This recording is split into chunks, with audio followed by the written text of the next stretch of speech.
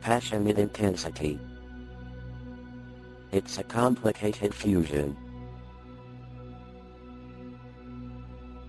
We are catapulted towards death. The mystique I adore is the beating heart of those who share my life. This is their legacy, in obscene glances, laced in silver.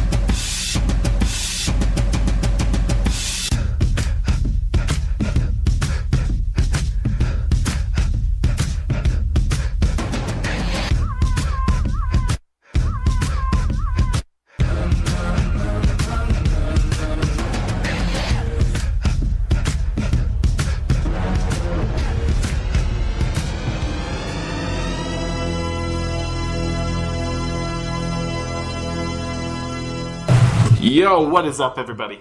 What is up? I'm trying to get a little of energy. I don't usually drink Rock Stars, but it was sitting in there because it was left over from a night of drinking Jaeger bombs.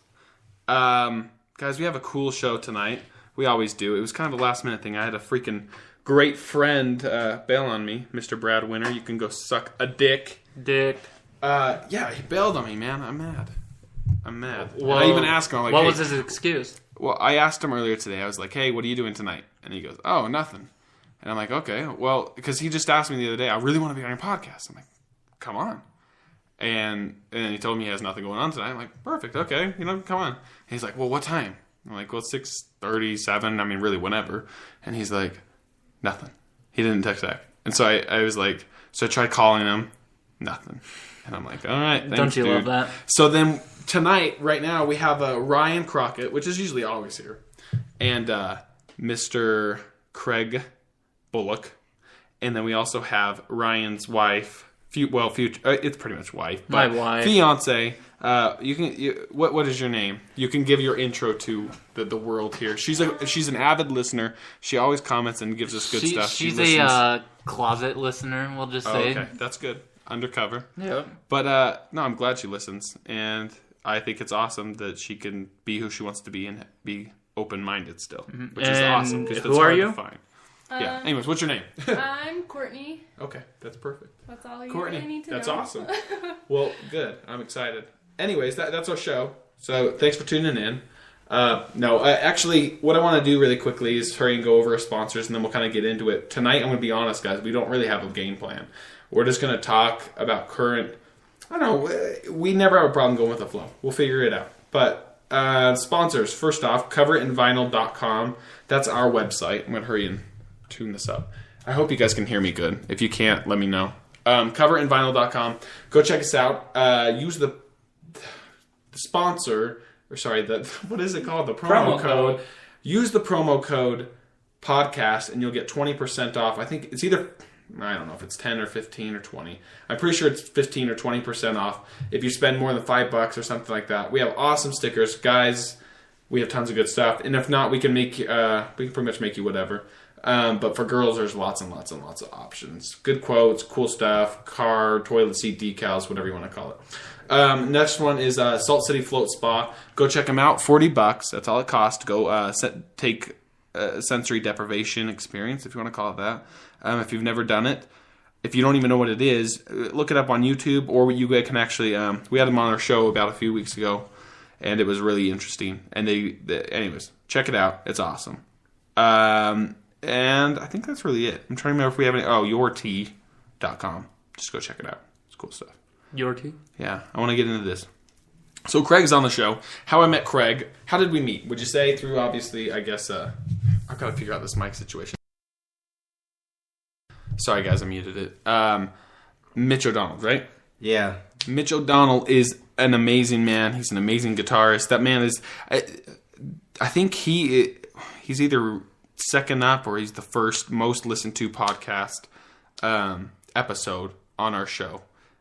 Just because he has so many friends, and that's the best part about him. Like, if you were to look at him, you could, so many people would judge him instantly. Like, oh, here's this hardcore rocker guy. I'm sure he's. During high school, he's the nicest guy, man. During high school, I thought he was Satan. Yeah, he's the coolest Satan around, man. Yeah, no, he's an really awesome cool dude. And you just would never expect it. The guy is a sweetheart. He's an awesome guy, very smart, brilliant man, and very. Rarely does he ever share most of it. I mean, I'm sure if you get to know him and stuff, but like you wouldn't know it just seeing him. And he's a cool guy. So how did you come to meet him or know him? Was it through work or something? I want to say it was probably. Oh, I know. It was through my cousin Sesha. Oh, okay. They've been friends for a long time, and I met him at a party. I think 5 years ago or something like that. And ever since then, he and I have been pals. We've looked into the occult together. The occult. Now that's what I'm excited to talk about, because I know. So really, the first time I ever met you is when it was you and me and just Mitch, and we decided. My wife. I own a Ouija board, and I also have a spirit board. People get freaked out. The fact that it's just a board, a piece of cardboard with some letters on it. People freak out. So my wife will not let me use it in the house whatsoever. But it's so funny because she doesn't believe. I mean, she believes in paranormal. But I don't know, she's an interesting character with all that stuff, because her beliefs don't really match up with what she really says she believes. And then, if so, then why would she be worried about a Ouija board? But anyways, going on, I can't do it in the house for some reason. So I, hit up Mitch and we're like, hey, let's go do it at a cemetery. And then you came along. And it was fun. But the thing about that time, I'd gone once before with Mitch. And we went to the Alpine Cemetery. And it was everywhere, man. The thing was talking. Clear. We were even seeing weird white mist. Bushes were moving. And right as we got done, we ended the session and everything, we start heading to my car. And all of a sudden, like, when you turn off a car, because you have a Honda Civic. So you lock it with your thing. Yeah. And like or you unlock it, like the lights will slowly dim on and stuff like that. That's what happened. It unlocked itself. And the lights came on. And then Mitch got like all straight serious. And he's like, get out of the car.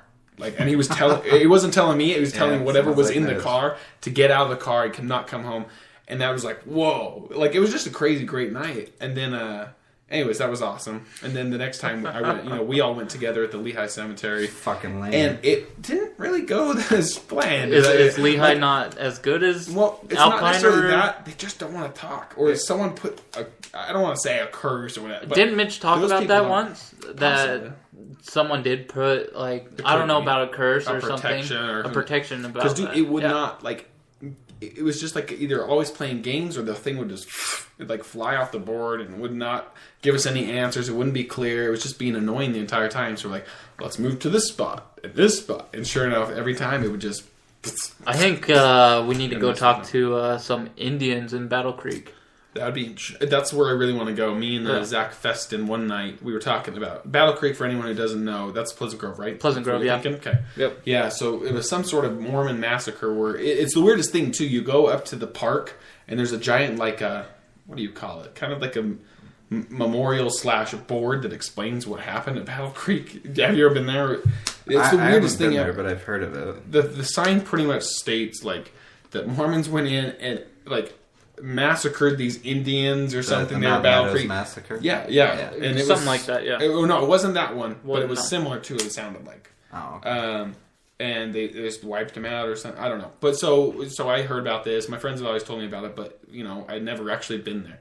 So me and Zach Feston and his wife Malibu just hopped in my car actually after a podcast one night. Like, screw it, let's go see what this is all about. So we hopped in, we started going, and we got there, and all of a sudden it was just something was really trippy, dude. Like I don't ever get like that weird vibe, and when you do, you can notice it. Right. But like we pull in, like you go off this, it kind of goes into a dirt. The one on the mountain. Okay, so there's the one that's actual park. It's got like a baseball field, I think, whatever. That has the sign. That's where I've been working lately. Yeah. Oh, okay. So if you keep going up the road towards like the mountain, apparently there's like picnic tables and there's this thing, but it's like right against the mountain. Like the trailhead. Yeah. Possibly, yeah. So it goes from the asphalt to dirt, and then it's like this like giant dirt circle, and then you can park your car and have picnics or whatever there.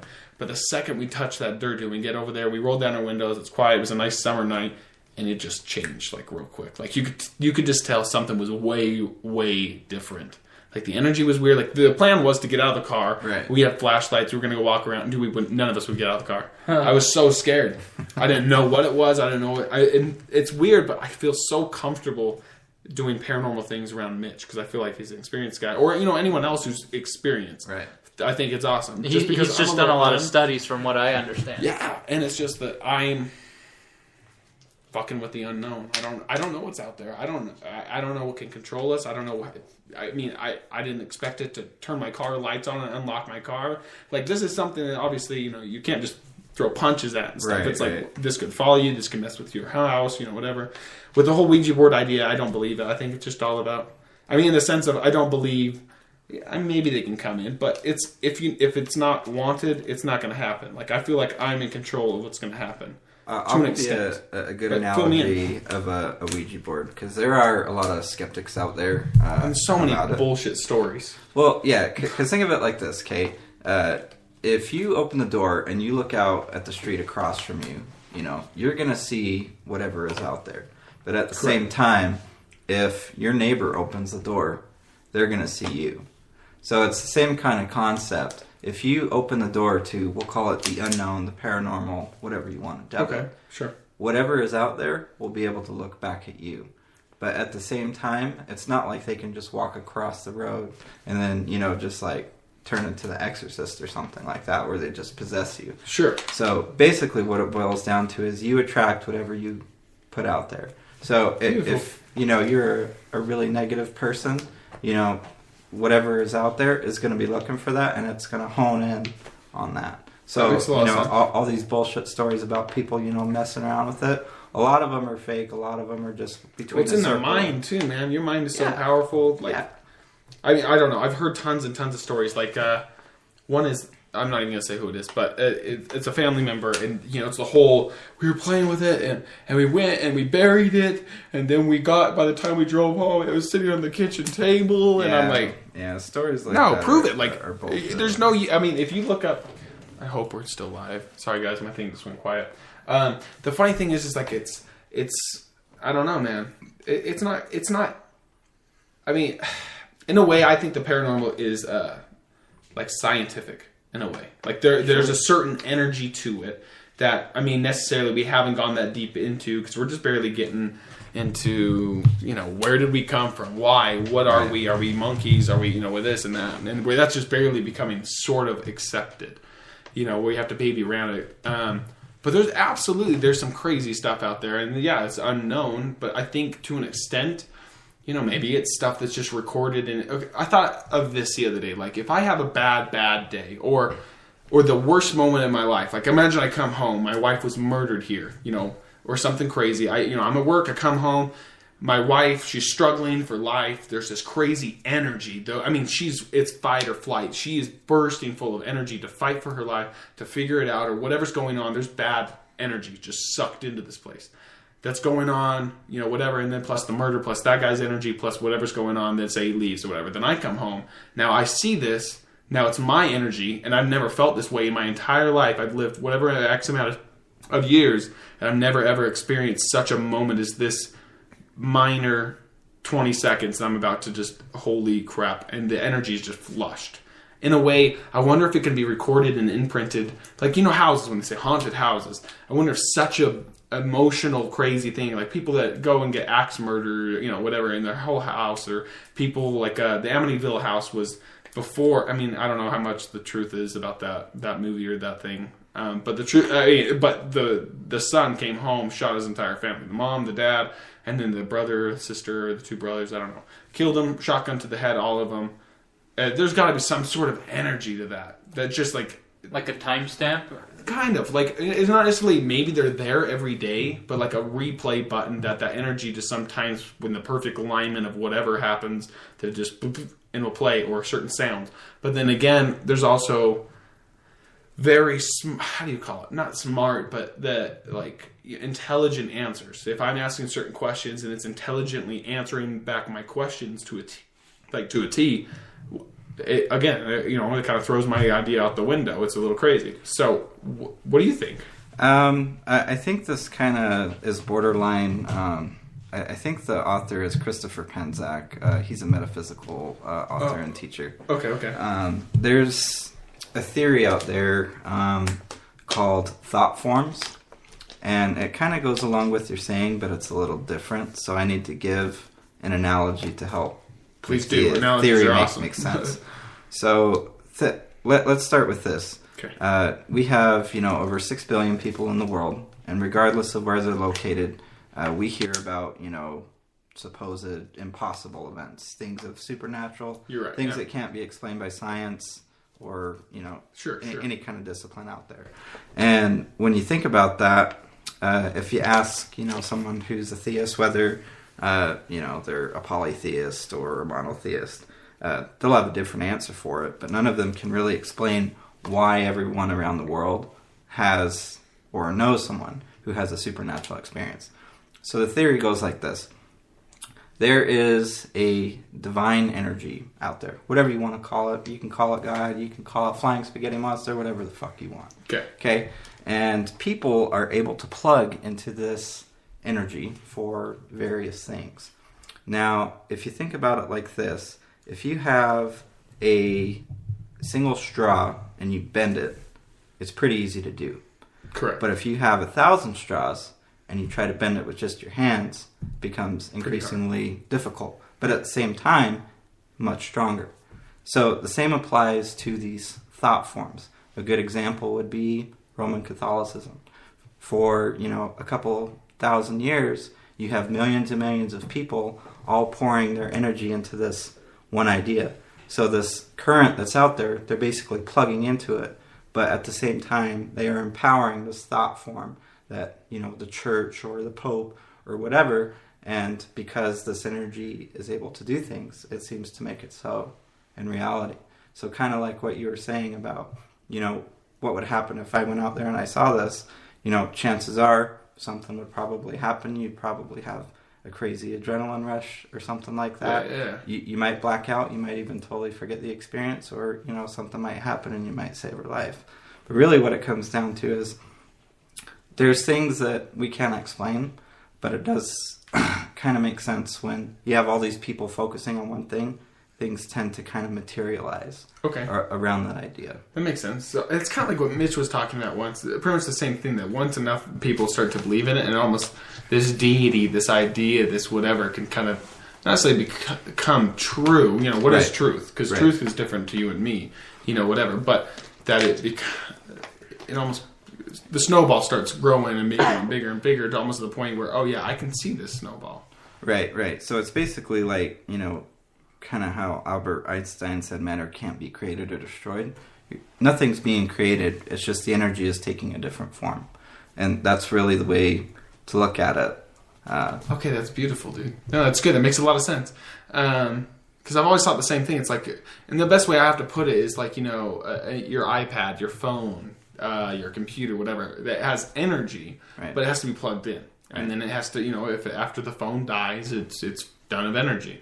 And you have to replug it. But dogs, animals, trees, flowers, humans, apes, whatever it is kind of just born with this energy through energy. Right. Like the mother will carry energy or whatever it is, or the tree or the grass, whatever it is will create energy and then pass this on to, hence another life, us, energy. And if it can't be created and it can't be destroyed, It just takes a different form. And I don't know. I watch a lot of paranormal shows, and you see things, and it's those orbs, the little white ball. Yep. It's kind of this burst of just energy, and it can be picked up a lot of times with like electromagnetic field, the field and stuff. And there's even pumps for it to put more out there to see if it can suck more. Like, because I don't know, people always when they go into these ghost hunts or these things like that, like a lot of batteries will get sucked, dead, die, because they're straining the energy because it's trying to at least somewhat manifest or do something or whatever it is. But I think that's a really good idea because it's just like, we are, as we die, hence die, what is death, I don't know. But just that as we cease to exist in this car body, that something's got to at least exist. It doesn't mean that it has to be, heaven and a hell and this and that. I mean, I think, and I was at work today and I'm not going to talk about that, but anyways, this lady was talking, and this one guy was saying, "Oh yeah, we got to be good because we want to get to, I don't want to go to hell or something like that." And she looked at him and was like, "You're in hell. What are you talking about? Like this place is hell. Like, your daily life is hell. It's just putting up with crazy people and everyone, and the fact that you can even drive home and wasn't hit by a semi." It's crazy. You are living in a hell where every second you could be dead, you could die. And the whole heaven idea is the same thing. It's like you can make your own heaven right here. It doesn't have to be this place out of this energy, this car form. Like you can just exist and make your heaven now or make your hell now. It's all in the mind. It's this war game.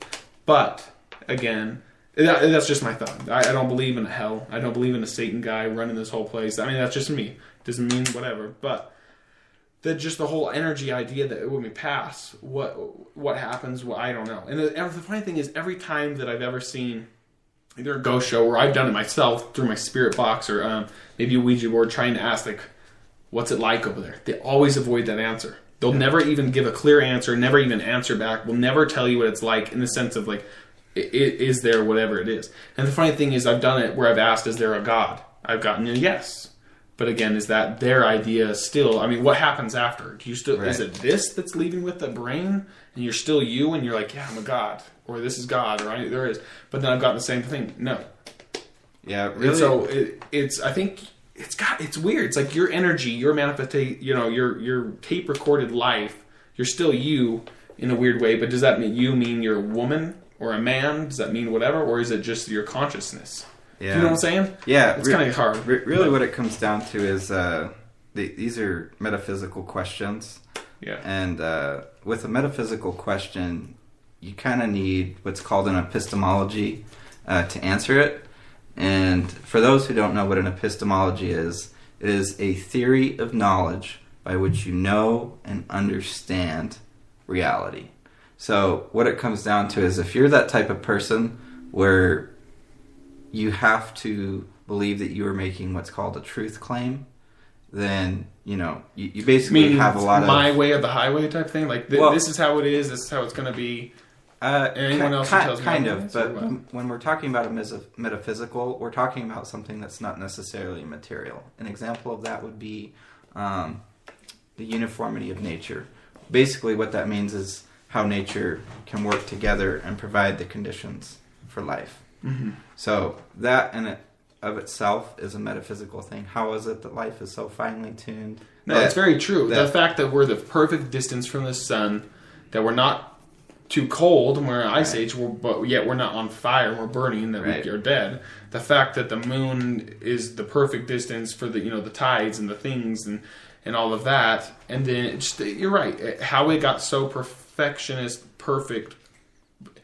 Is it by chance? Is it not? I don't know. Right. And I'm not going to make a claim that I do know. I'd be Right. stupid. But Right. the deal is, it's like how many times could you shoot a basketball in a back way and miss it, and then that one time you get it perfectly? Does that mean that just everything was set up perfect for that time, or how many tries do you really put in? And what I'm talking planet wise is here we already have how many planets in our little Milky Way solar system, and yet we're the only one. It's like making those 10 free throw shots from, turning behind and not looking at it, and I make one of them. Are we just that one that got perfect and all the other ones are all screwed up? But then again, we're just talking our mini galaxy. I mean, you take a Right. picture, you look at anything, there's so many stars and galaxies.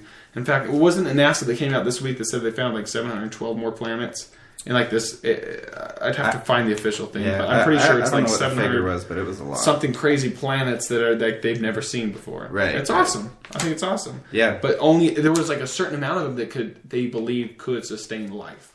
Like out of those was like 14.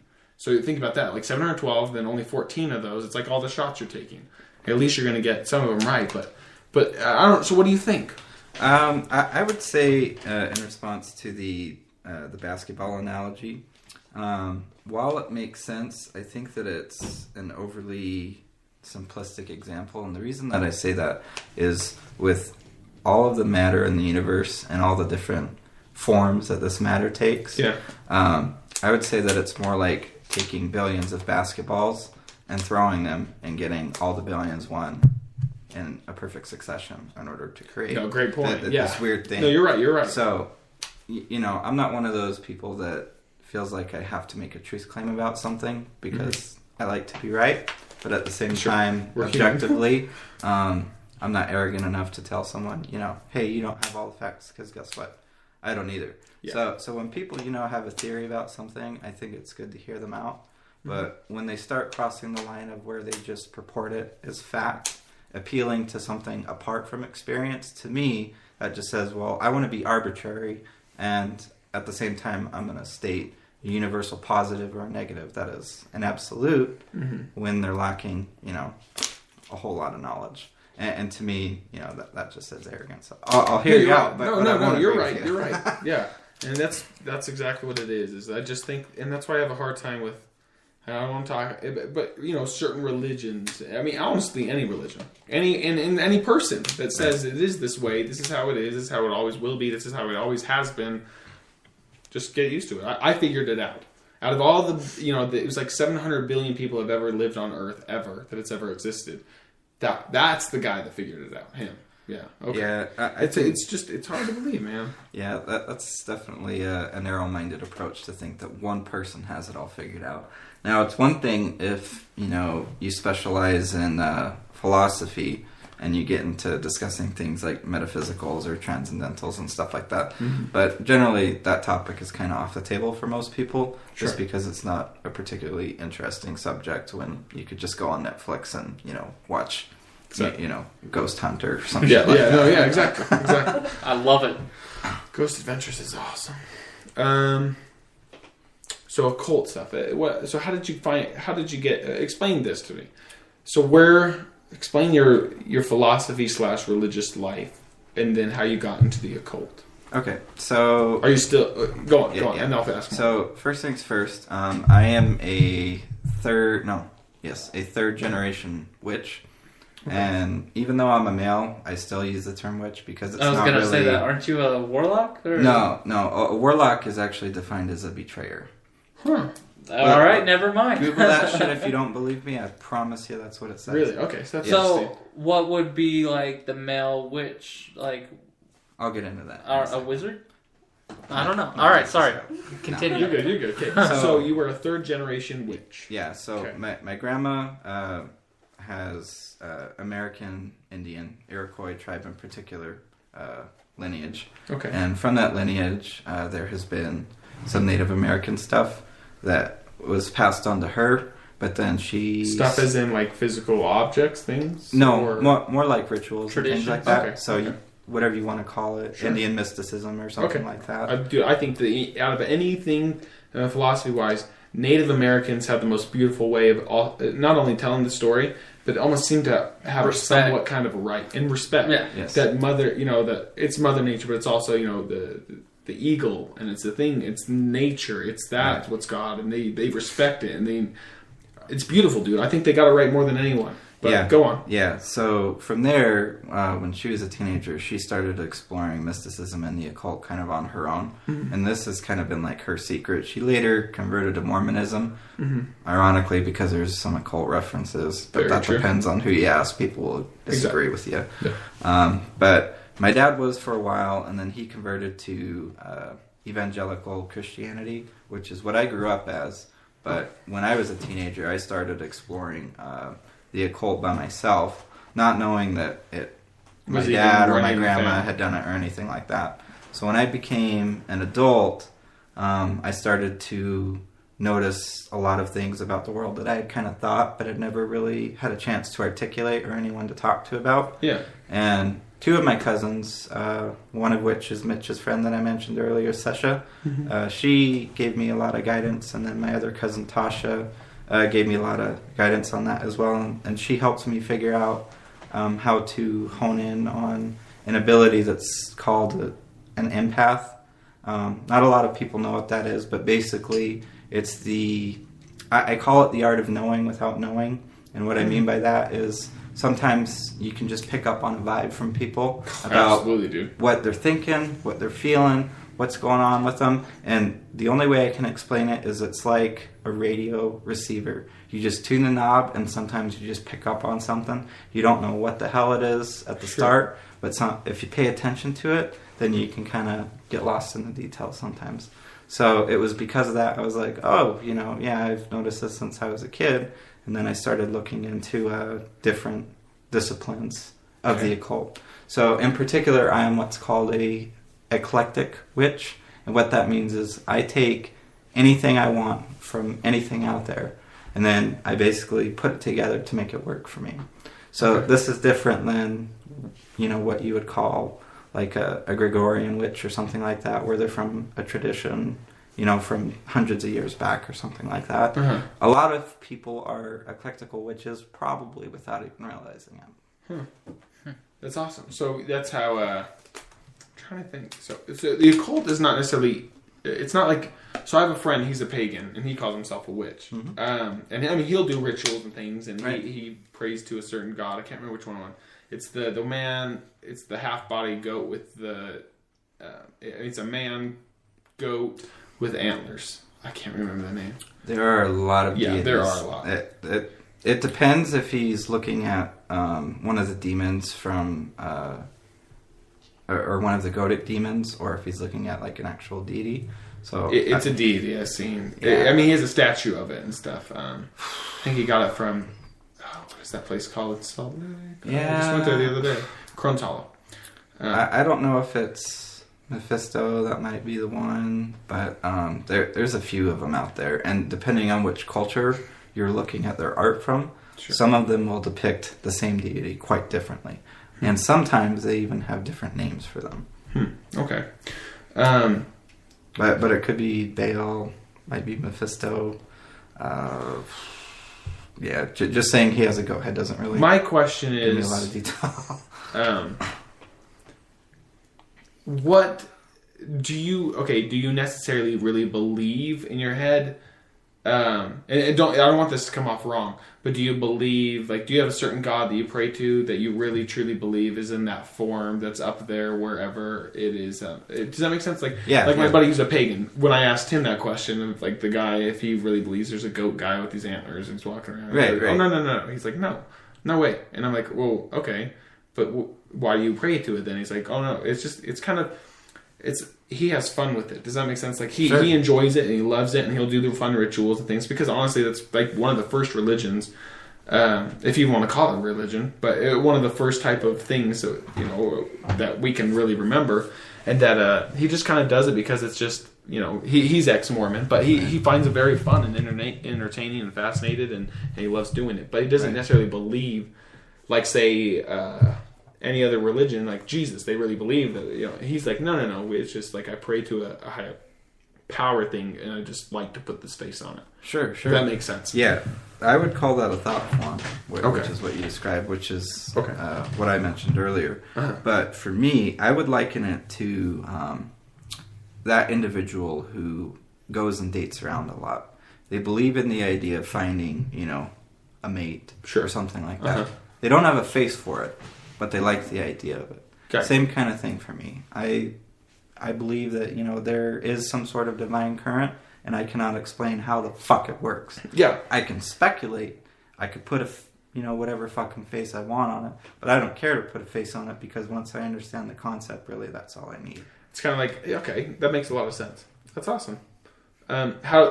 What kind of crap did you get living here in Utah being a witch? Do you know what I'm saying? Well, have you gotten stuff, or are people really good about it, or are they just more fascinated? I'll say it like this: it just depends on whether or not you were out of the broom closet. That kind of depends. For me, I'm pretty open about it. Uh-huh.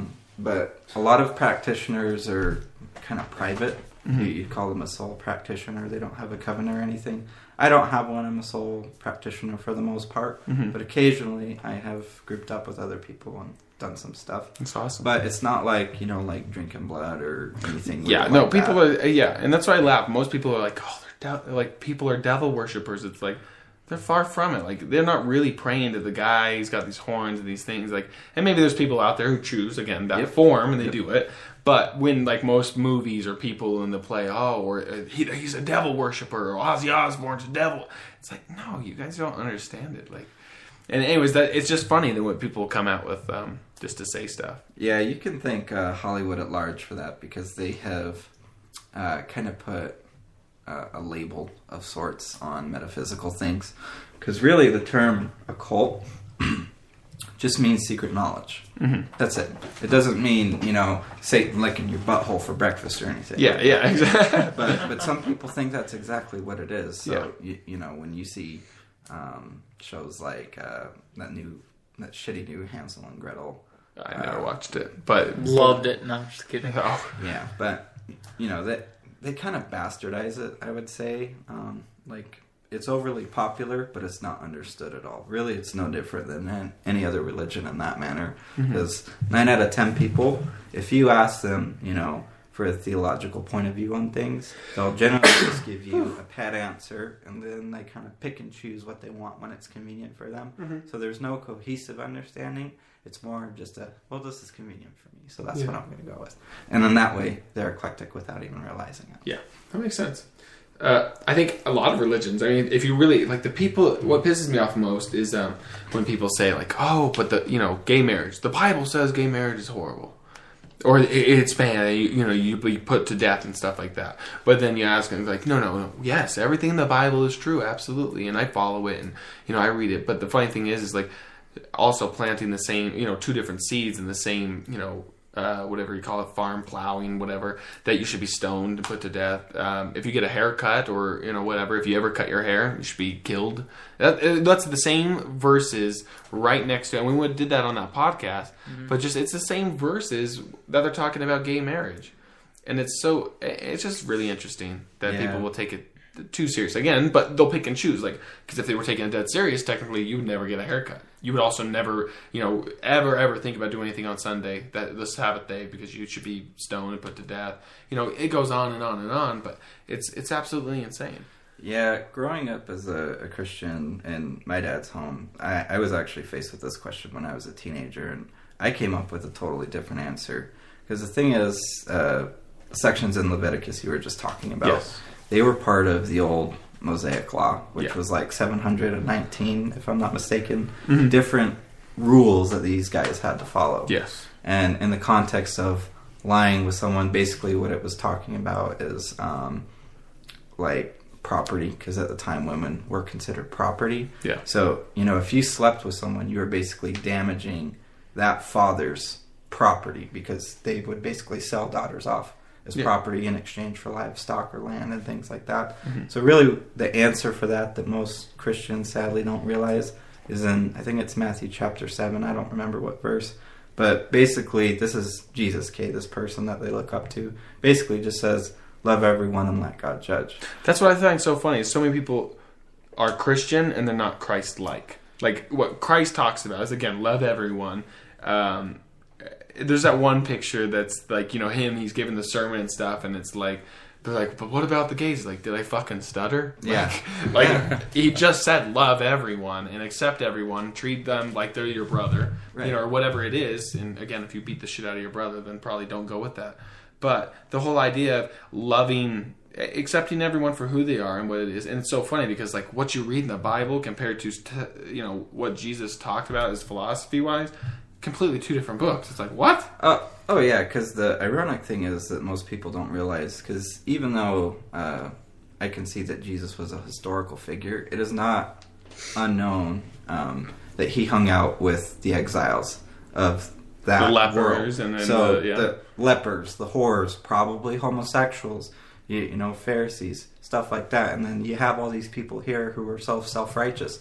They're like, well, I'm not going to hang out with them. They're subhuman, things like that. So it's like, really, they're not even doing what their teacher told them to do, which was basically, look, love everyone. But he never actually commented on that issue, because if you're a Christian, technically you just have to group it under don't commit adultery, which is sex out of marriage or whatever. So if gay people get married, they'll frown upon it and they'll say, well, it's sacred, it is Adam and Eve, not Adam and Steve. Okay, you know what, whatever, that's your opinion. But if you're going to be consistent, you got to drop the attitude about it, because really that's not your position, at least not of the one that you're trying to represent. Absolutely. My thought in it too, yes, I am Mormon, but for us, we believe that the second coming's coming fast or whatever. Why wouldn't you want gay marriage? Because wouldn't that mean Jesus is coming faster? That was just a thought that came to my head.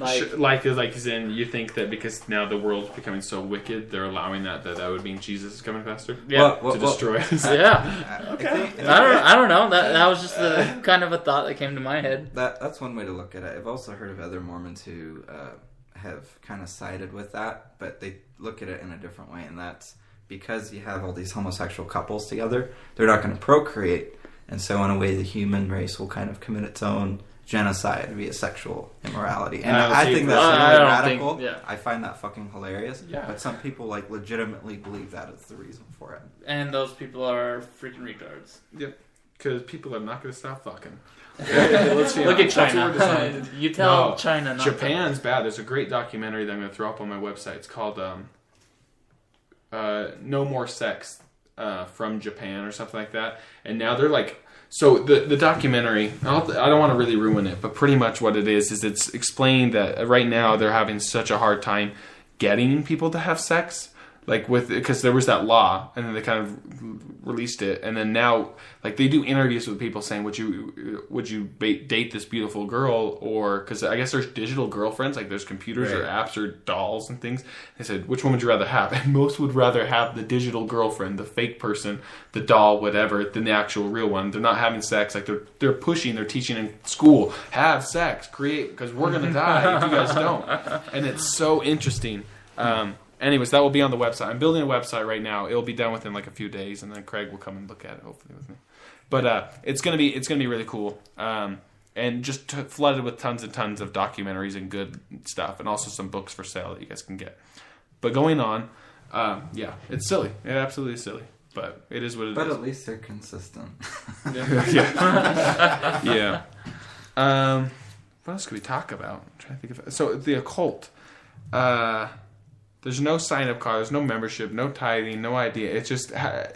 Is there a big community? That was one of my questions. Oh, yeah. Especially here in Utah? Oh, yes. Dude, I was at Crohn's Hall, that place. I was so surprised. I walked in, and it's kind of like a bookstore / coffee shop / you can do rituals and things there and all kinds of stuff. And I was blown away. Most normal people... And where's this? It's in Salt Lake City, okay. Yeah. It's just a cool shop. You'll have to Google it. But... And that's where we did our ghost hunt the other night, was there, because they do lots of cool rituals and they'll bring certain energies there. It used to be an old Frito-Lay factory or something back in the day. Frito-Lay man's haunting us. Yeah. Eat more chips. It was crazy. But I walked in, there's some of the most nicest normal people you would never ever expect or whatever. just witches, and they're just talking about all kinds of stuff, and it's just a cool place, and there's awesome books, but they also it was an awesome place to stop in and look. It was like, whoa, and it was flooded. Tons of people. I was like, holy crap, in Salt Lake City. If you haven't That's checked awesome. it out, it's probably a good idea to at least once in your life. It's in very the past cool. And they have like the decade- psychic and fortune tellers and tarot cards and stuff you can get down there and stuff like that. It was cool. Yeah, I think there's another place in Salt Lake called the Golden Braid, if I'm not mistaken. I think they're another metaphysical shop. And down here in American Fork, The right Gypsy by Wagon. Lehigh, there's Gypsy Wagon. Yeah, too. Gypsy Wagon's a good one too. Awesome stuff. So each of the stores, they're different. They offer different wares, but for the most part, a lot of them have a lot of similar principles. But it just depends on who you talk to. But if you haven't stopped in one, go check them out. You might find something that you like there. They got something for everybody. They really do. Explain to me really quick rituals and stuff. The only ritual I've ever done that I can really remember is to be honest, when I say the word ritual, people relax, like hold your horses, because like if you're Christian, you take the sacrament, that's a ritual. You're drinking the blood of a dead zombie guy, whatever it is, but you're partaking a ritual. You're doing a certain thing, especially if you're doing the temple. That's a total ritual. So don't be scared when I say the word ritual and this guy's a witch and he has his own ritual. So what I've done is my friend who invited us over, who's the pagan, it was winter going to, is it spring? Whatever. The winter solstice? Yeah. Well, it was the winter going to spring. So it was Spring solstice? I don't remember what the official term. It was just like the is. springing forward type, the whole idea of rebirth. Winter solstice is It's in the December. Easter version of pagan, because that's what Easter is a knockoff of. I don't know if it's Samhain. I could be mistaken on that, but there's, I think,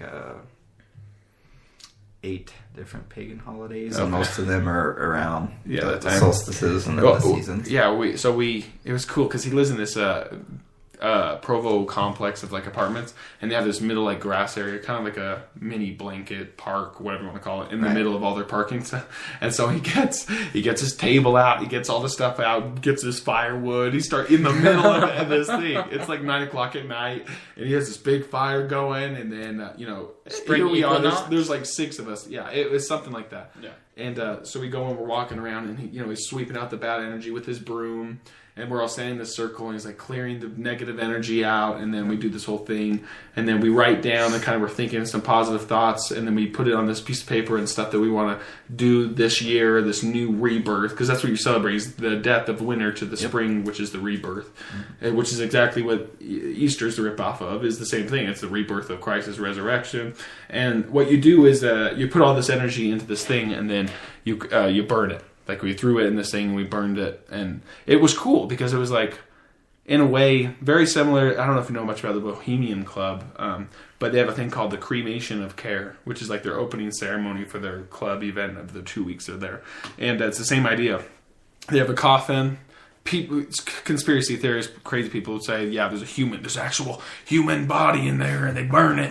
But no, it's just this coffin. I'm sure they haven't done anything. And anyways, you throw these ideas, all your negative energy, you get all your crap out, your cremation of caring. Certain things you just need to get rid of, and everyone just focuses on this casket out here, and then they burn it, and it burns. And so it's just a good way of just like, oh, okay, so next time it pops in your head, you're like, oh, that's gone. I'm dealt with that. That's done.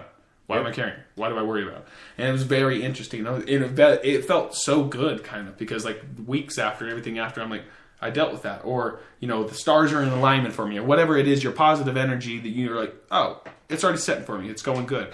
And things went great after. I mean, don't get me wrong, but if it at least helps boost my whatever positive energy by 15%, just knowing that I got rid of X crap and that I have good things on the way, it got me through the next day and the next day and the next day, and things went great. And so it worked. So I don't know. It was very interesting though. But so when you do rituals, what kind of rituals are there? I mean, what's your favorite? Do you have a favorite ritual you can do, or is there like a nightly one you have to do? Or I don't know. I'll start with this. There's a ritual that everyone has done without even realizing it. Okay, tell me. So whether you're religious or not, be prepared to shit your pants because you're gonna know I'm right.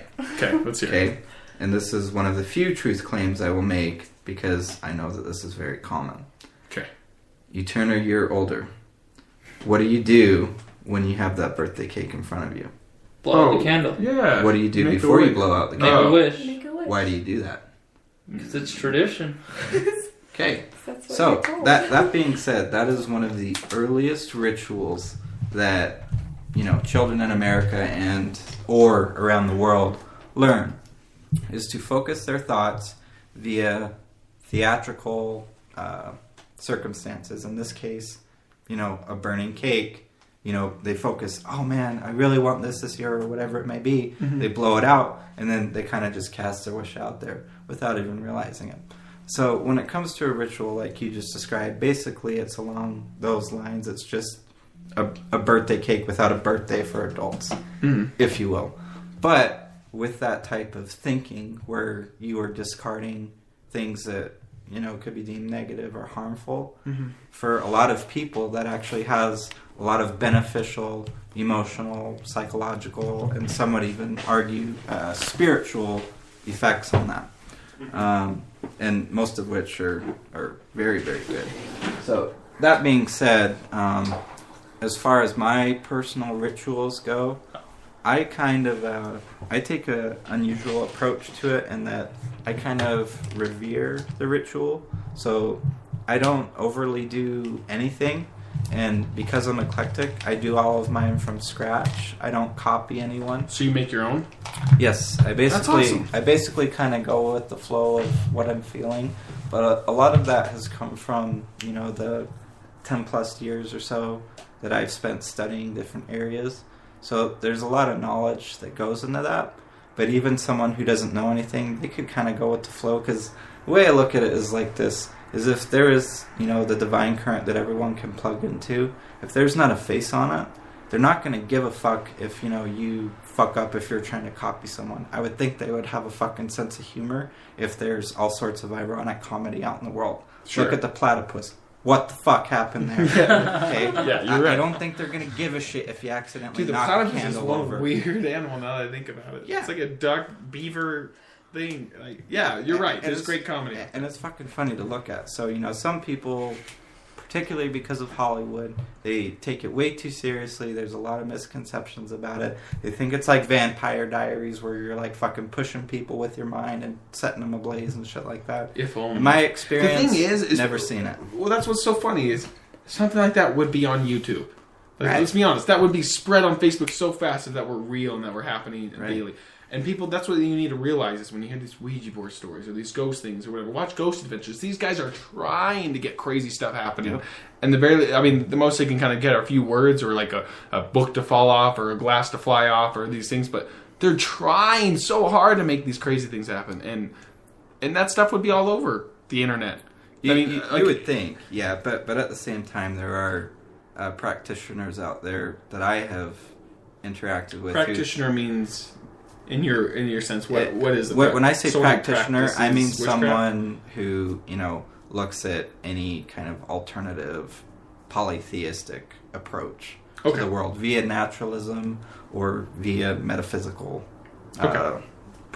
whatever the hell you want to call it. So most of you ran into Right. what? So when I say practitioner, I am in particular appealing to pagans, witches, occult members, coven members, whatever the hell you want to call it. Okay, everyone has their own identity, so I can't speak for them, and I can't group them all in a box and say, well, this is how they are. But some that I have talked to, they have shared some interesting stories with me, and knowing what I know and having a little bit of experience, it is not like a stretch of the imagination that they're like just making shit up. Yeah. But generally, because I'm empathic, I can tell when someone's bullshitting me, and it really pisses me off when they do that. It really pisses me off because I know, and sometimes I'll just ask them, like if I just happen to tune in right and I know exactly what the facts are, sometimes I'll just spit it out kind of like word vomit without realizing it till after the fact, and then they're like, oh Like shit. spit what out? Like just that you know that they were lying? Well, yeah, so like a good example is when I was in high school, I had a friend who was dating this girl, and they were kind of serious. And one day I was just bullshitting with him at lunch, and just out of the blue I just went, you're not a virgin anymore, are you?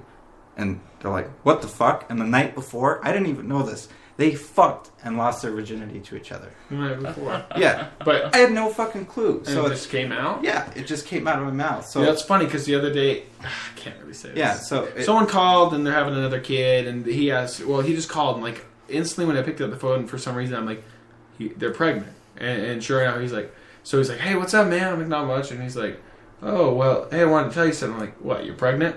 And he's like, who told you? And I'm like, that was weird, dude. Yeah. I'm pretty good on picking up, especially I'm really good when I can see people are sad. If I can see someone that's got this, I've always had it since I was a kid, man. I can zone in, know exactly why, who it was, I can't be 100% right, but I can usually roundabout know exactly what's going on, and I can say the right things to help them out of that funk, which is weird. I don't know where I got the gift. I don't know if it is a gift. I'm just really good at picking up when people are more sad. Yeah. Happy. Yeah, you're empathic. That's basically that's awesome, what man. it is. I would love to learn more. But okay, so go on. So Yeah. So where was I before we got on that tangent? we were talking about practitioners. Yeah.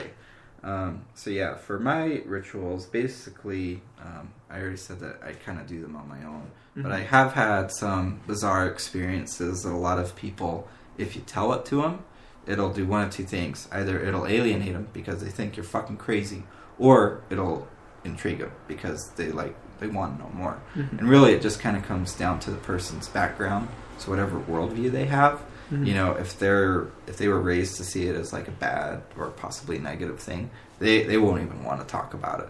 Yeah. So for that reason, a lot of people, especially in Utah, they just kind of stay in the broom closet. Me, I'm just like, yeah, I'll talk about it with you, but it's probably gonna, wrestle your jimmies a little bit, because at some point you're gonna say something that will offend them, because to them it's contrary to whatever they've been raised to. No, that makes a lot of sense, man. I had a friend the other night who was like, yeah, what was he saying? I don't remember. Fucking. Anyways, yeah, no, I know what you're saying. And a lot of this podcast, the best part about this is it's been really good therapy for me in a way, because like I could, you don't even have to know me. Maybe you've tuned in once or something, but you could kind of learn my type of views really quickly, because I'm not hiding anything. And yeah, I live in Utah, and yeah, I'm an ex-Mormon, whatever. But like you could, some will get offended, and then some will learn, or they'll catch a piece, or they'll open up, or whatever. But it's been really good therapy for me to be myself, like to finally accept that, okay, this is me and me, and just because you're offended doesn't mean you're right. Like, you have a right to be offended. It has to do with you. That's your ego. That's your thing. I'm happy being me. Life's never been better. I'm doing great. And if you're offended, then you have some stuff to work on, or that you're just always going to be offended because you're upset with something I do or something. It's not like I'm out killing puppies. It's not like I'm doing something that universally everyone would be upset with. It's just that this little bubble here in Utah. Right. It's anywhere else they wouldn't bat an eye. They'd be like, oh yeah, okay, whatever. Yeah. But here it's very different, and I like being different. Yeah, because I'm not like the rest of the sheep. There's definitely an art to learning how to put into practice the idea of that the opinions of others only carry the weight that you give to them. Yep. And that is really fucking hard to learn in Utah if you grow up. Can you imagine? Again, what you're saying is just that it is an art in a way. Well, it is, because I grew up in a Mormon community when my family wasn't a Mormon. When my family moved into their house, not a single neighbor came and greeted us. Like that's just how it was for me, growing up as a child. Because there's the different cliques, and if you're not in the clique, you're an outsider, and either you learn to not give a fuck or you join the club. That's pretty much no. You're right. You're right. To. Yeah, makes a lot of sense. Trying to think of other things. What sort of paranormal, metaphysical, whatever you want to call it, experiences have you ever had? Like, okay. I know Mitch has a ton. Sure. But what kind of, can you give us some cool stories? Yeah. I don't know. So. I'll give you a really cool story. Please. This is about the first rite or ritual that I ever did. I think I was 19, I think, when I finally gathered my balls to do it. So what I did is because I was young and naive at the time, I'm like, I want to do a true love spell. Right? True love spell. Yeah. So, and what is a true love spell? Well, exactly what it sounds like? Well, no, because really it kind of comes down to this. Whatever you envision in your head, like specifically, not just a generic, oh, I want to know what true love is. No, fuck that. You need to be fucking specific. I want to know what true love is, what that shit feels like. I want it in my life. And that's exactly what I did. Can I ask you a quick question? Sure. Okay, so I do a thing. I can't say I do it as much as I used to, but how I became a lot more positive when I was super not negative, but not happy with my life was a thing. You know, The Secret, the law of attraction, the whole idea, affirmations. Yeah. In a certain way, what I've learned is, again, you have to be very specific on what you want. It's like saying. And how I like to put it is the universe is like Amazon.com. If I say I want this experience, or hence like I want a car, I want to attract a car. Well, do you want a minivan? Do you want a 1997 Honda Civic? Do you want a 4Runner? What do you want? How many cars are out there? What color? Whatever. Like, so what I had to learn is like you have to be very specific to attract certain experiences, cars, objects, whatever it is, people, whatever it is. But is that somewhat similar in a different weird way? I know it's different, but like, is that somewhat similar to what you're kind of talking about? Yeah, absolutely. Okay. So, true love spell. You want to experience it. You're very specific. How old were you? I was 19 at the time. Okay. So, taking the piece, from The Secret of envisioning exactly what's in your head, and then adding the birthday cake theatrics to it. Okay, so that is, I had my own candles thing and different kinds of things. So so you would actually set up candles. Oh yeah, I did blow it it out. That's awesome. Not quite like that. Okay. But either way, I don't give out all the details in it. But basically, I did my ritual, and as I was blowing the last candle out, it went out, and then it went back on, and it would not go out. I mean, I blew on this thing. I counted 12 times, and then on the 13th time, it finally went out. And to me, that was fucking weird. But unless it's a trick candle. Later that night, a friend of mine who I had known for I think 3 years at that point comes over to my house to hang out with my friend. But for some reason, girl. God. For some reason, my friend blows her off, and she's all feeling bad, and her friend dropped her off. So I just hung out with her. I didn't think anything of it, right? Sure. Next thing I know, we end up a couple, and then 3 months later, she's pregnant. So here I was thinking, oh man, this is, true love with this girl, right? No, things fall through. Turns out it was actually for my little girl. So that was the result of my first spell looking at it in hindsight. Oh, so you have a daughter? Yes. Because that's awesome. That is true love. Right. That's exactly what you asked for, in a way. But were you asking necessarily... When you were doing your, envisioning... Sorry about my dog. Were you envisioning having a daughter? Or just that you want to experience love, you want it now, like that? That's the thing. I wasn't envisioning a child at all. And because at that time, I wasn't focusing as much on the specifics of it. It was more of just the concept. And so, the way I see it is, what I put out there is exactly what I got. Dude, that's awesome. So, that's awesome. That's such a cool story. Yeah, it was definitely one for the books. That's for the first one, it was quite fucking memorable. Keep them coming. And it still is. So what else? So my question is, do you come up with your own chants during your ritual? I'm not a chanter. Because is it more inside and thought? No, because I heard when I went on my mission to Guatemala, there's a lot of poor people, and witchcraft is really predominant down there. And you just hear them chanting and chanting and chanting, and here's what the chanting is. I can explain that. The chanting in a lot of Eastern religions in particular, and even in some circles of they were mostly down there. They were predominantly evangelical. Evangelical, yeah. Yeah. So about the same in Spanish. So what a lot of these are, sometimes they're prayers. And sometimes what they are is they are a self-hypnosis tool.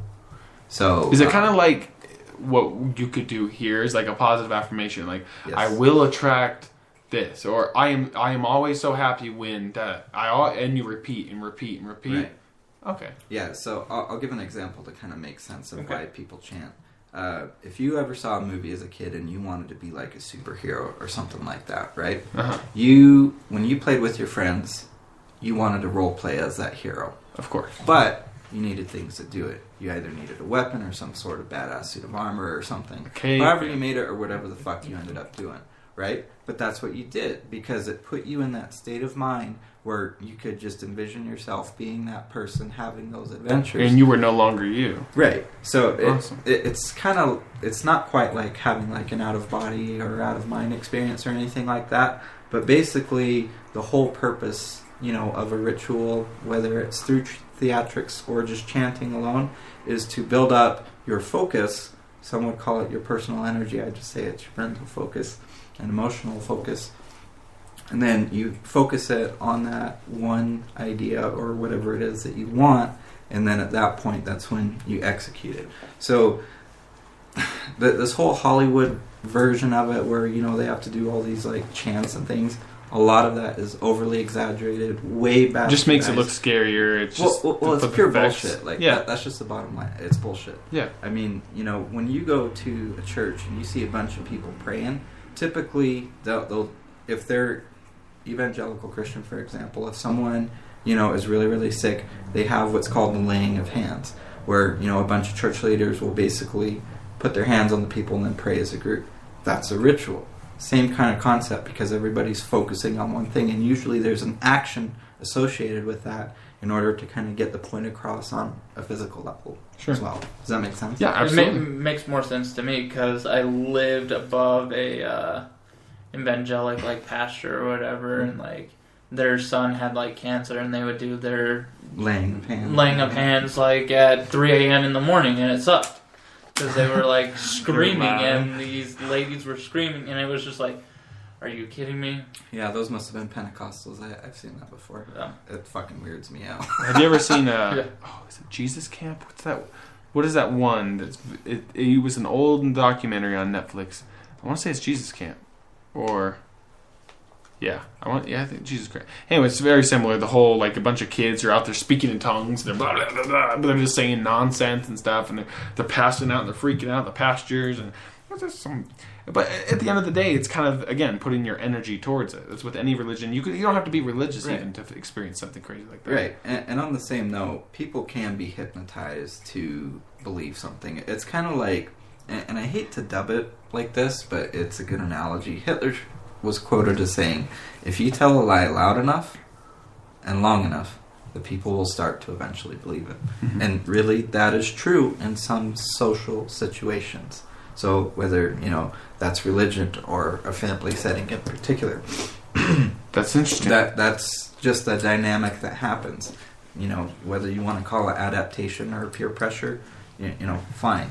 But that's just the reality of it when you study the human psychology behind it. Dude, I love psychology. That's my number one thing.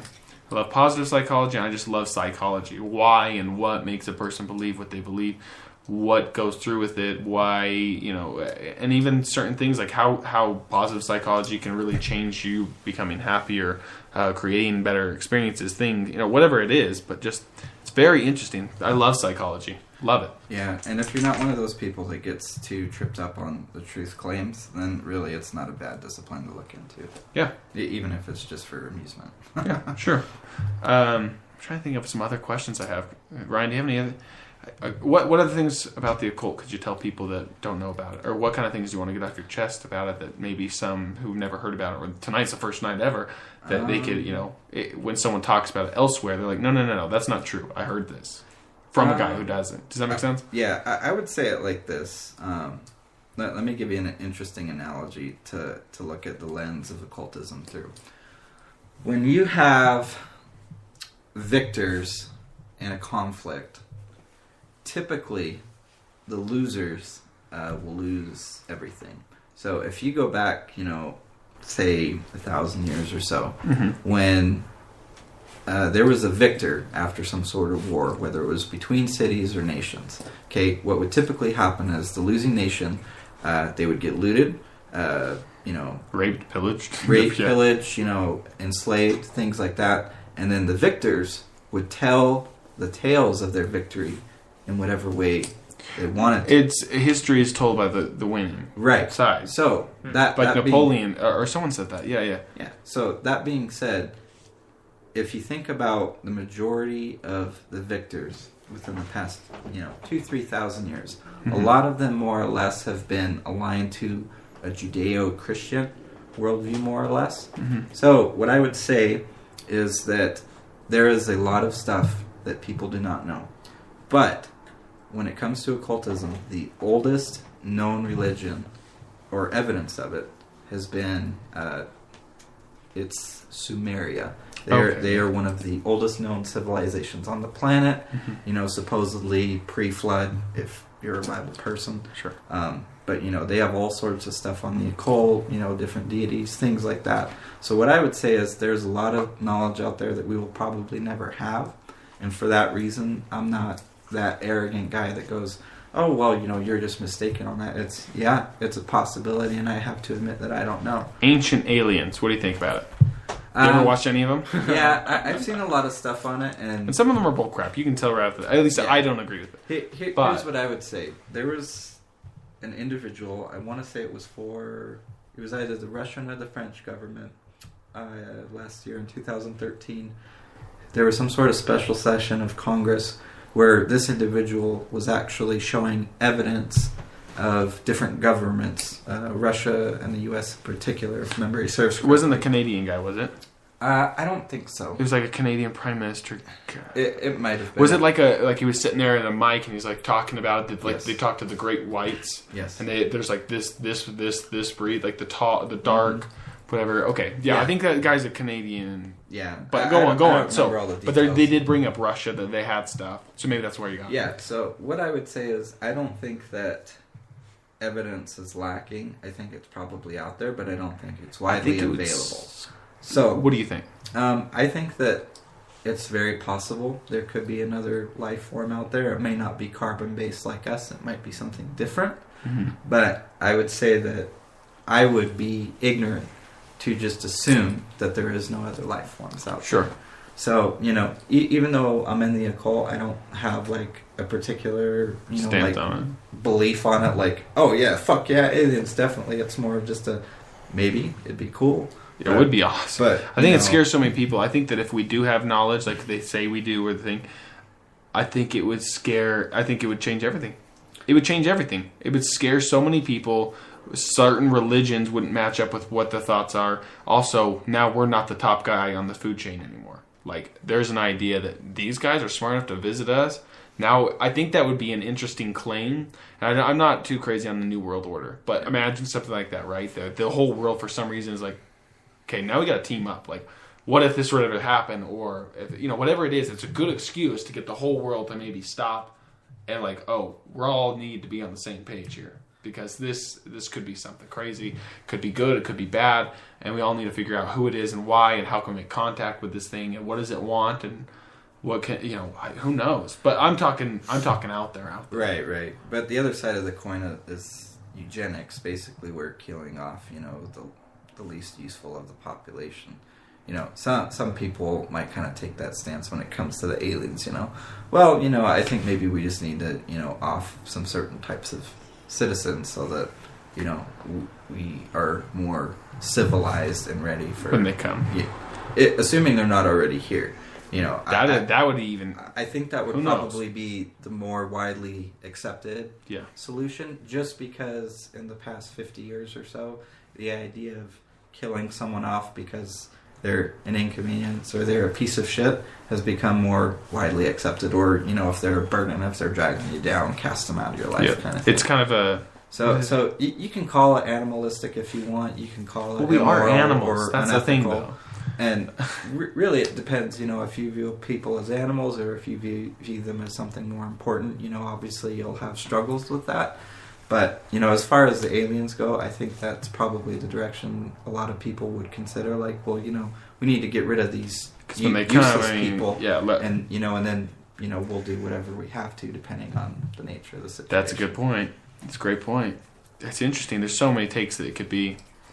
I'm excited, though. Either way. That'd be awesome if there is, and if not, I'll be a little upset. But to be honest, again, I don't think we'll ever know. I don't think we'll ever know. It's not like we've ever reached the farthest depths of whatever. We'll never know. Unless someone is like a master whistleblower of Roswell. Sure, which would be awesome. But even then, people wouldn't believe. Unless it was the actual president coming out or something like it. Yeah, it'd be interesting, man. It'd be some crazy, crazy times ahead. I think, are you scared for the future? Like, say, in your lifetime, in your daughter's, are you scared in any way of, government, people, things, experiences? Or do you think that your parents were saying the same thing 30, 40 years ago about the same? I think it's a natural thought to have for children, for yourself even, because everyone thinks again that the end times it's going to happen now. But how many years have people been saying that? Yeah. But the truth is, if anyone's going to end it, it's us. Like, Right, we're going to blow the shit out of each other, and we're going to be done. And if so, then we're out. We're done. Yeah, I would say that. What do you think? I would say that anyone who does not concede that the possibility of some sort of shitstorm happening, whether it's in our country or look at Ukraine, the world at large, yeah. I think is a fool. Yeah. And when I call them a fool, I'm not engaging in name calling. I'm simply saying that they are not looking at the subject seriously. Yeah. Because we are in the information age. And if people really want to pick and choose things to try and, put them in a little happy imaginary land, that's their choice. It's kind of ignorant of them to do so, but they're entitled to their opinion, even if it's one, that's out of bliss. Yeah, no, makes sense. Like, I guess I kind of do that. I don't want to be naive, but I try to keep certain things out of sight, out of mind, because truly I can't, I know there are people starving. I know there's crazy stuff. The first thing that ever really got me upset today, not just today, but in a long time, the first thing that I actually felt certain anger, emotions, and the longest time was I was on Facebook. There was this news feed, and then someone had posted something. It was a guy. It was some petition, sign this for animal abuse, whatever. And there was 3 or 4 pictures of this guy picking up a lab dog. It's like. I don't know how to explain it, like a comic book thing of it. Yeah. And there were 4. It was the guy picking up the dog, throwing him in the air, and then he had grabbed him, thrown it on the ground, and was punching the fucking dog. And nothing. The weirdest thing is, I've watched guys get decapitated. I've seen these videos, but when I saw that dog get lifted in the air, thrown on the ground, and then punched and stuff, I think it ticks me off more because I know humans can be cunts to each other. We are just dicks to each other. We are mean and brutal people. But that dog, all it wants to do is love you. And it just got me so enraged and so mad. I couldn't even believe it. I was like, fuck it. But what I'm saying is I try to keep certain things out of sight, out of mind, because truly I can't change the world. I'm sure I can, but I can't just hop over to Africa. All right, everyone, eat this rice. All right, thanks, guy. Okay, AIDS gone, cancer gone. I can't do everything, and to fill my mind up with 90% all negative and sad and emotion, that never seeing happiness or light or a good spot coming up ahead makes me sad. Just like that picture. But imagine that me all day. I wake up and I see this and that's going on, and I watch Fox News every day, and so and so got murdered, and then this person died, and now Ukraine, and here's 10,000 people, or whatever it is, and it goes on and on and on. I can't do that much about it. I know that, I can be aware of it, I can pay attention to it, but truly it's just me knowing about it. Unless I'm over there and I'm on, in the army, or I'm doing whatever, I'm still just a pawn in this game. So I try to keep my mind out of certain things like that, but I try to think elsewhere. I try to find, positive and stuff like that. But there's, I'm so blessed or grateful just to even live in this country. If I have a bad day, it's like, oh, okay. I'm not living in Ukraine. I'm not over there in Egypt where crazy shit's going on. I'm not doing this. It's not like my government is telling me I can only use the internet for an hour a day. Yeah. I'm not in North Korea in a prison camp starving. I'm not whatever. And even going to a big eye opener is just going on a cruise. I don't know if you've ever been on a cruise, but I went to Mexico, man. It was just Mexico. And, I'm sure you saw it in Guatemala. But it's like, you see 4 or 5 kids and a mom on this mini scooter, and then none of them wearing that was flute. Great. And the you see starving dogs with their bones everywhere and stuff. And here I am complaining, do I want to get the PS3 or PS4 or the Xbox One? Oh man, I can't.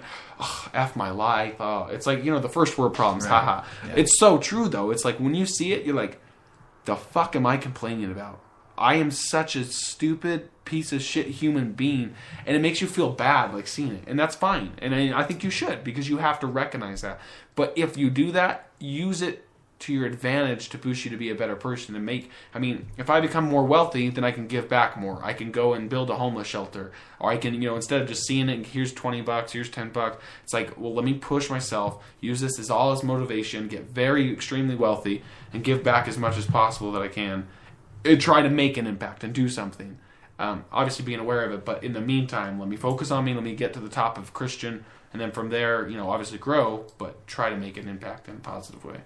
Right, and that's the difference is, just making the choice to act or to just kind of just sit back and watch. Burners and burners. And really, if we're being totally honest about it, there's not a wrong way with either approach. Yeah. Unless you're the type of person that looks down on people who take an action, when, say, for example, there's a man being beat on your street and you just kind of sit there and record it and you don't try to help him out. At that point, it's really an ethical debate, but if people are kind of following their conscience, everyone is going to have their own angle on No, you're right. On that particular issue. Because here's a good example. I mean, I know that ABC show will always... There's some show where it's like the hidden camera. And they'll set up these certain events. Like, here's a guy and he needs to fix a tire. Or it's a girl who needs to fix a tire. And one's an extremely hot one. And she, oh yeah, let me help you. Then it's one that's just... It's a mom. There's two kids sitting there and stuff. She's just trying to crank it. And people just walk by and just look. And none of them helped them. And it was just a weird difference between that. But it's also like... They'll set up fake fight. Or one was actually a kidnapping. It was a man, and it was just right on the street. They just got this guy, threw him in the back of the truck. The guy's struggling, screaming for help. People stop, kind of watch, and they kind of just, let me walk. Let me just get out of here because I don't want to get hurt. But then there was a few people who went and did it. Like trying to help, like, hey, knock it off. And then after they saw one person, then more people were likely to come in and help. Right. And all it took was one person. But then, they're interviewing, like, why would you do that? What if they had a gun? What if they had a knife? What if they would... At that time, that person wasn't really thinking about that. He was trying to help and save, whatever. And it was just interesting. But, again, both sides. It's like, what if it was a mom and her kids? And, is she supposed to run off and help this guy or whatever? Or was she better for staying back and protecting her cubs? Whatever you want to call it. But it's interesting, yeah. People will see both sides. Well, you're stupid. You could have got shot. You could have been... Like, the whole... You're getting robbed, right? You could either grab the gun from under or the baseball bat, or don't be stupid, just give them the money, and then you end up getting shot anyways. It's the both sides. Where are you going to fit? No one can say until you're there in that exact minute and moment. Yeah, really, if anything, those particular examples just reflect the state of the social psychology of this country, right. Assuming that they were in America. It was. Because the thing is, people are more afraid now than they were, say 50 years ago.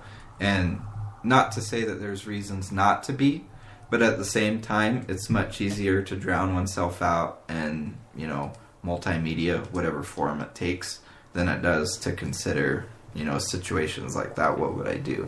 So it kind of comes down to that fight or flight instinct. You're right. But at the same time, if you don't have a plan, then you're basically just planning to fail, if that makes sense. Perfect sense.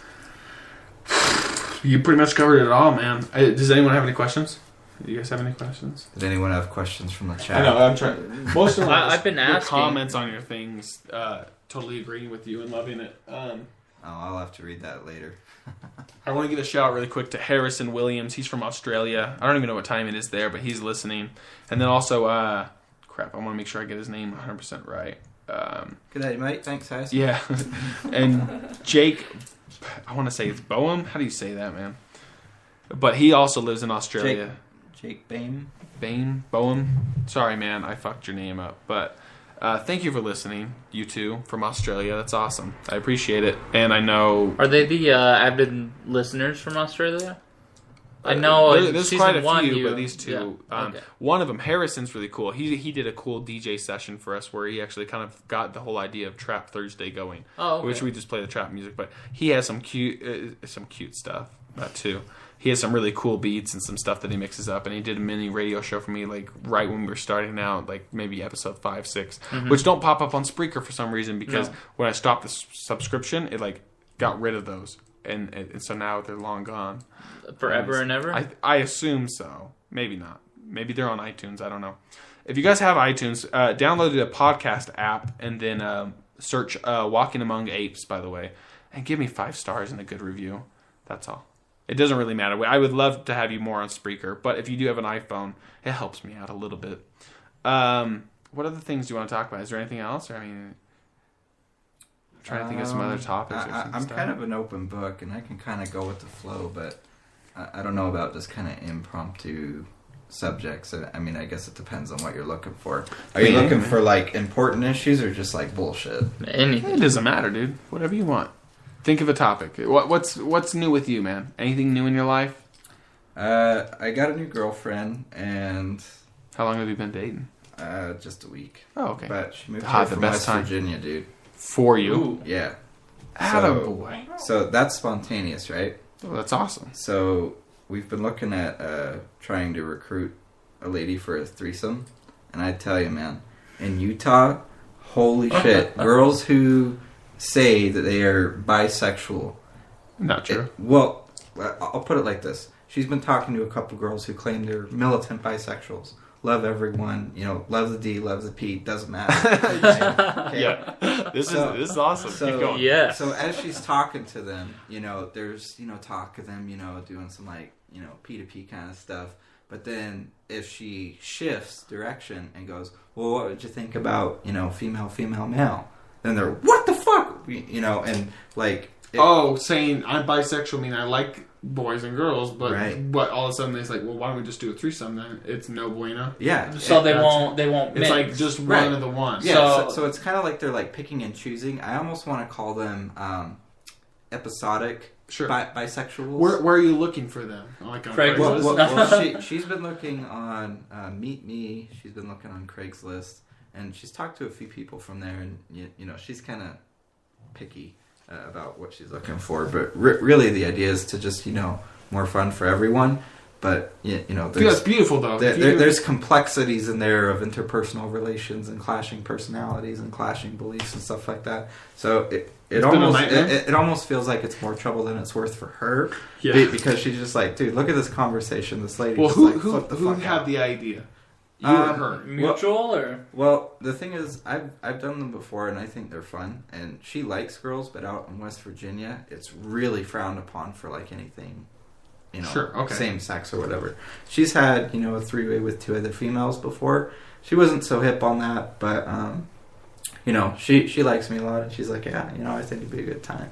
So that has been So I didn't think people like that existed, man. I always thought it was just this It's because she's from West or just Virginia, this dude. whole idea and thing like, oh no, Dude, it's because she's from another state. Because, West Virginia. Yeah, because the thing is, Utah is kind of a world in a bubble, in a way. Oh, you kidding? And when I say that, I mean, there's kind of a denial or a disconnect with reality outside of this bubble. Mm-hmm. So she's got that realism to her that, a lot of girls in this state wouldn't, per se. Yeah. So if she doesn't like the idea, she would just flat out tell me fuck no, instead of giving me some bullshit excuse like, this isn't in the Bible, so I don't think that we should do this.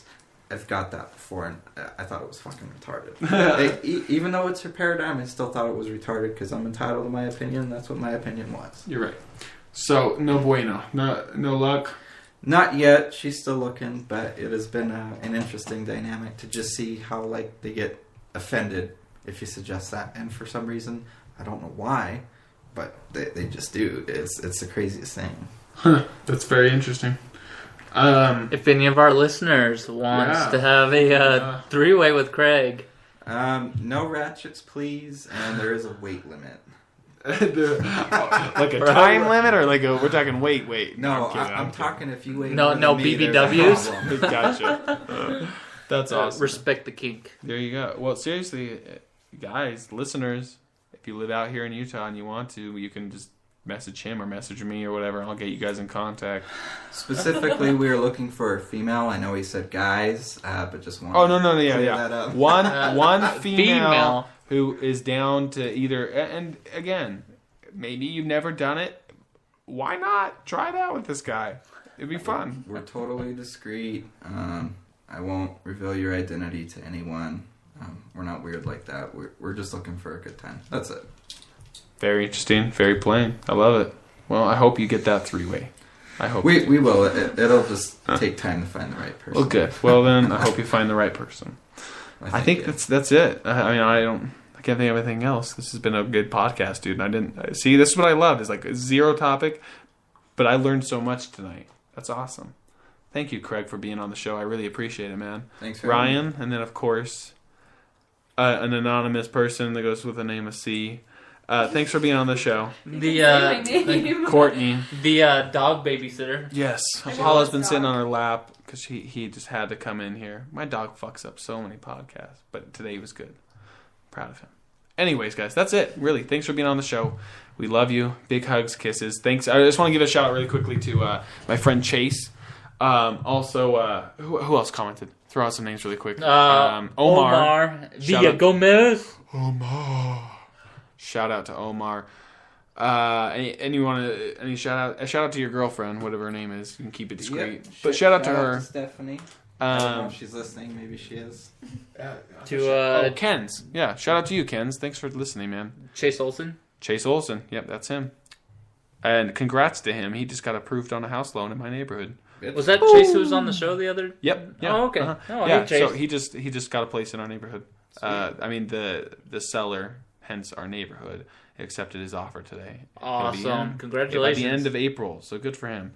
And it's his first home. That's all. Anyways, shout out to all you guys. Love you. Big hug. Kisses. Good night. Goodbye. See ya. Bye. Bye. See ya. Hey, see ya. Bye.